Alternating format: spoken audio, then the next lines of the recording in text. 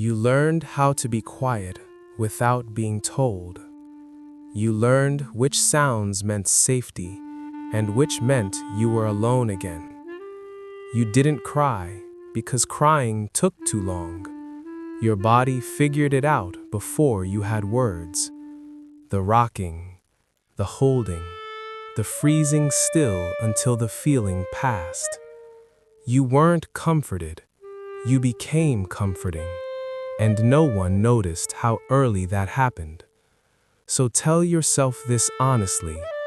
What does it do to a child when self-soothing becomes survival before attachment ever arrives? You became observant, hyper-aware. Your nervous system stayed awake so you wouldn't have to ask for help that didn't come. You noticed shifts in tone, footsteps, the pause before a door closed. Your body learned to regulate itself because no one else stepped in. Not because you were strong, because waiting hurt more than doing it yourself. Self-soothing didn't feel like comfort.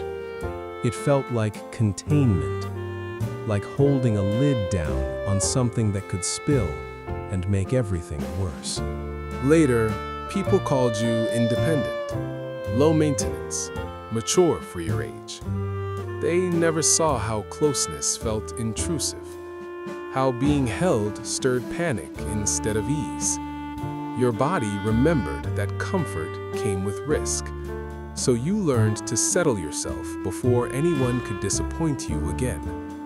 Needing felt dangerous, depending felt embarrassing, so you stayed regulated by staying alone. Your nervous system didn't forget. It just adapted.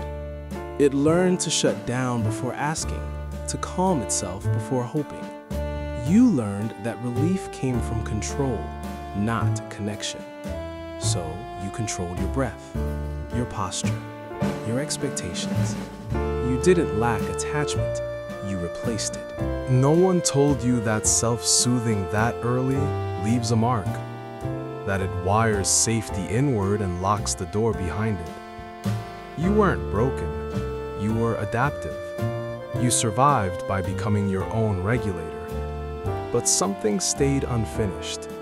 A quiet grief for the hands that never arrived in time. A softness that learned to stay hidden. A longing that never learned where to land. That child is still there.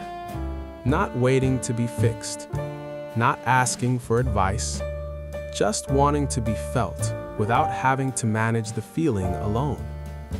Self-soothing saved you. And it also asked you to grow up too fast.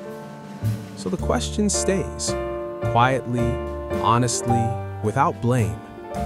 When you learned to soothe yourself before anyone else did, what parts of you never learned how to rest?